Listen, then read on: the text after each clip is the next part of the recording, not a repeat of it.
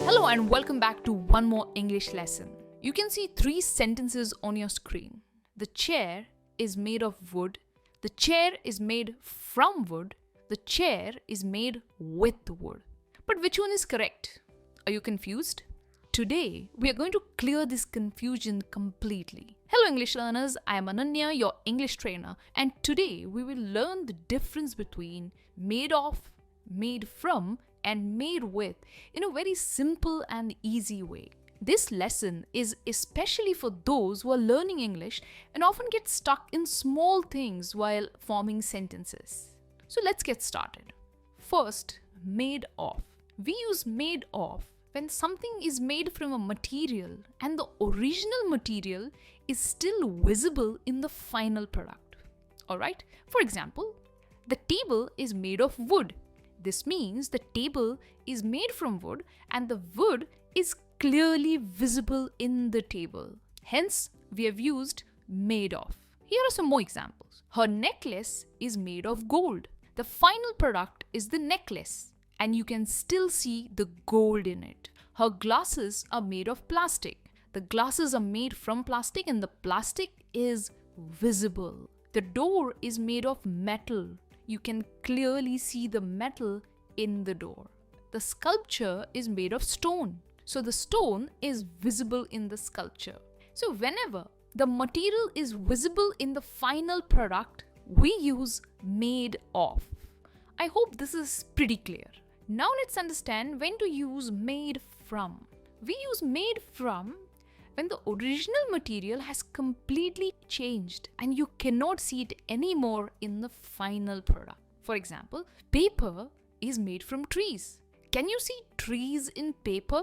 No, right? The material has changed, but the paper is still made using trees. Hence, we've used made from.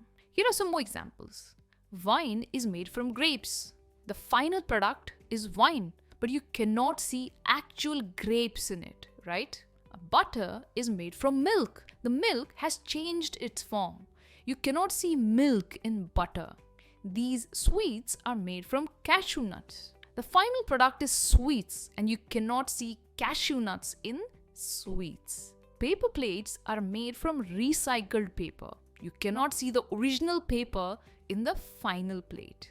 So when the original material changes completely and cannot be recognized, we use made from. I hope this was pretty clear to understand.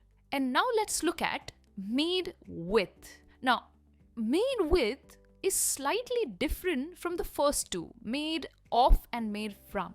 We use made with when we talk about the ingredients or the components used to make something. It means what was mixed, added, or used to create the final product. Now, this is commonly used for food, machines, recipes, or parts of something. For example, this pizza is made with cheese, tomatoes, and olives. We do not say this pizza is made of cheese, tomatoes, or olives. We always say made with because we are talking about the ingredients used to make the pizza. Here are some more examples. The salad is made with fresh fruits. So fresh fruits were added, mixed to make the salad. The cake is made with chocolate and cream. So the ingredients in the final product, which is cake, are mixed together while making it. The soup is made with tomatoes and herbs. So herbs like coriander, oregano were added along with tomatoes to make the soup. Here are some more examples. This robo is made with artificial intelligence features.